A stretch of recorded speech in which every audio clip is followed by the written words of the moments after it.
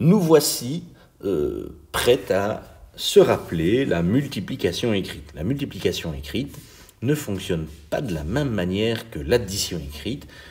Avec la stagiaire, vous avez vu toute une progression pour arriver vers la multiplication écrite. Ceci n'est pas le but de la vidéo. La vidéo est vraiment là pour vous rappeler comment arriver à faire une multiplication écrite. Vous êtes arrivé à la multiplication écrite avec des nombres entiers, donc je m'arrêterai au nombre entier, mais je vais quand même décomposer en 2 ou 3 multiplications écrites toute la vidéo. La première multiplication écrite sera celle-ci, 2347 fois 8.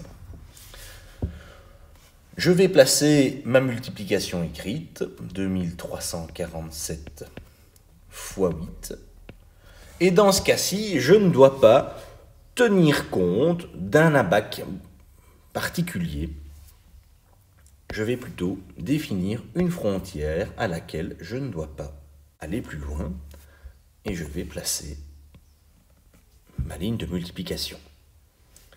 Cette zone-ci sera destinée au report. Pour ceux et celles qui ont parfois du mal avec leur table de multiplication, je donne comme conseil d'effectuer le comptage par 8 sur la gauche.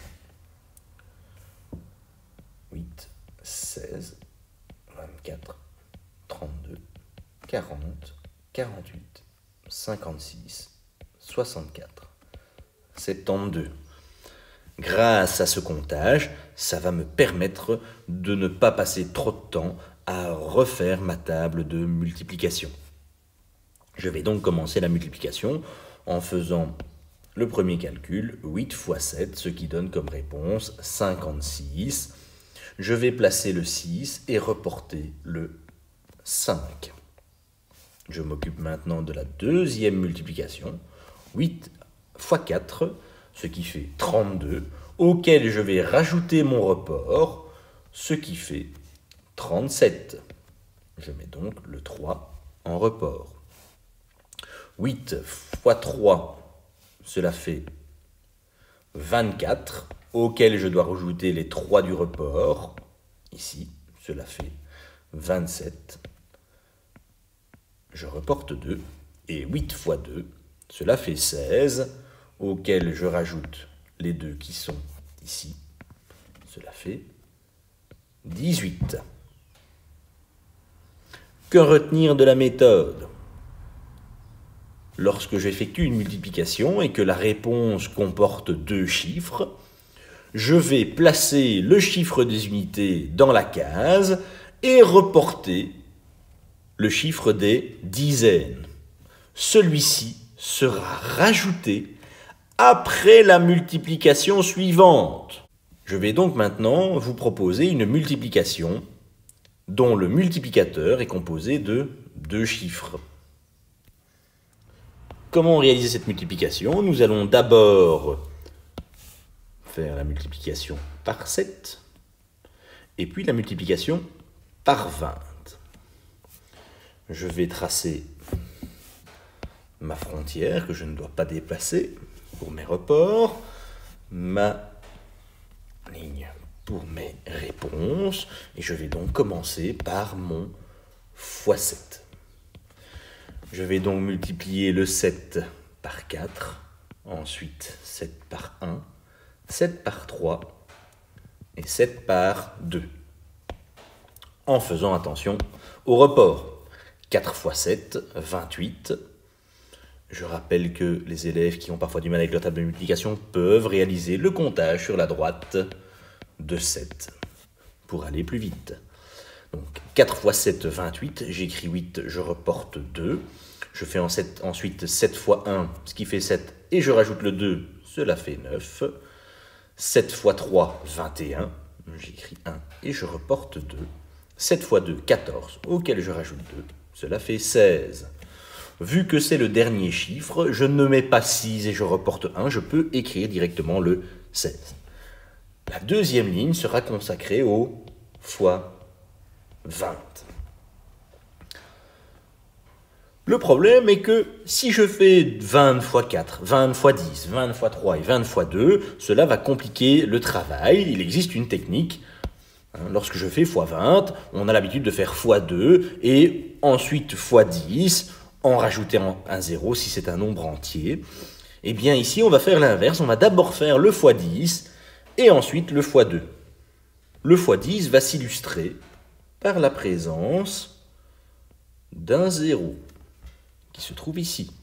Et il me reste ensuite à faire le x 2. 2 fois 4, 8. 2 fois 1, 2. 2 fois 3, 6. Et 2 fois 2, 4.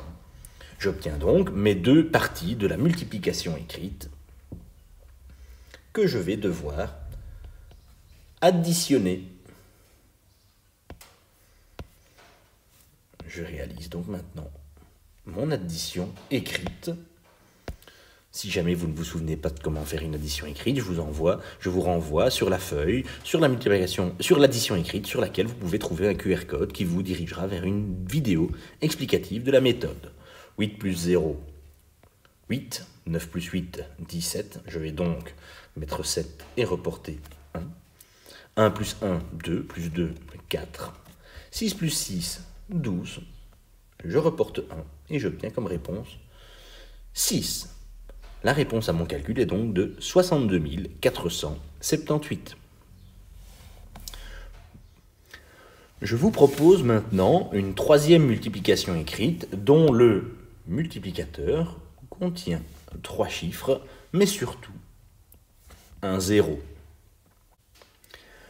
Pour multiplier par 308, je vais réfléchir au nombre 308. Il est composé réellement de 300 et de 8. En aucun cas, je dis 300, 0 dizaines et 8 unités. Cette façon de penser va nous aider dans la réalisation du calcul écrit. Je vais donc le commencer. 2347 fois 308. Je mets bien ma ligne pour ma réponse. Et je suis parti, je commence par mon 8 fois 7, pardon, 56, je mets 6, je reporte 5, 8 fois 4, 32, auquel je rajoute le 5, cela fait 37. Je reporte 3, 8 fois 3, 24, auquel je reporte 3, fait 27. Je reporte 2, 8 fois 2, 16, auquel je rajoute 2, cela fait 18. Je vais donc maintenant réaliser le fois 300. C'est là qu'il faut être vigilant parce que x 300 m'obligerait à faire x 3, x 100, et dans ce cas-ci, on va d'abord faire x 100 et ensuite x 3. Pour faire le x 100, je vais donc rajouter 2 zéros. Les 2 zéros correspondent aux 2 zéros du 300, c'est un petit moyen de le retenir. Je vais donc maintenant faire 3 fois 7, 21, donc je vais mettre 1 et je reporte 2. 3 fois 4, 12 et 2, cela fait 14. 3 fois 3, 9, auquel je rajoute le 1, cela fait 10. Et 3 fois 2, 6, auquel je rajoute le 1, cela fait 7. Il me reste donc à faire mon addition écrite. 6 plus 0, 6, 7 plus 0, 7, 7 plus 1, 8, 8 plus 4. 12, 1 plus... Ah, je n'oublie pas de mettre mon report. 1 plus 1, 2 et 7. La réponse est donc de 722 876 unités. Maintenant, nous allons réaliser une multiplication écrite à 3 chiffres comme multiplicateur. Je vais la faire relativement simple pour ne pas alourdir l'explication. Et nous allons voir que dans ce cas-ci, il suffit, hop, de bien penser au nombre, au multiplicateur, c'est-à-dire que 312, c'est 300 plus 10 plus 2. On Voici notre frontière, hop, notre ligne pour le calcul. Et on va commencer par le x2.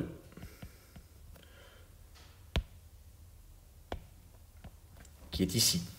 2 x 4, 8, 2 x 3, 6, 2 x 2, 4, 2 x 1, 2. Je vais ensuite faire le x 10. Et je n'oublie pas de mettre le 0, qui correspond au 0 du 10. 1 x 4, 4. Là, c'est facile, je n'ai qu'à recopier les nombres. Et il nous reste le fois 300. Et dans ce cas-ci, je dois bien penser à ajouter les 2 zéros. Vous remarquerez que je suis toujours bien aligné en fonction de ma frontière. Et je suis parti. 3 x 4, 12.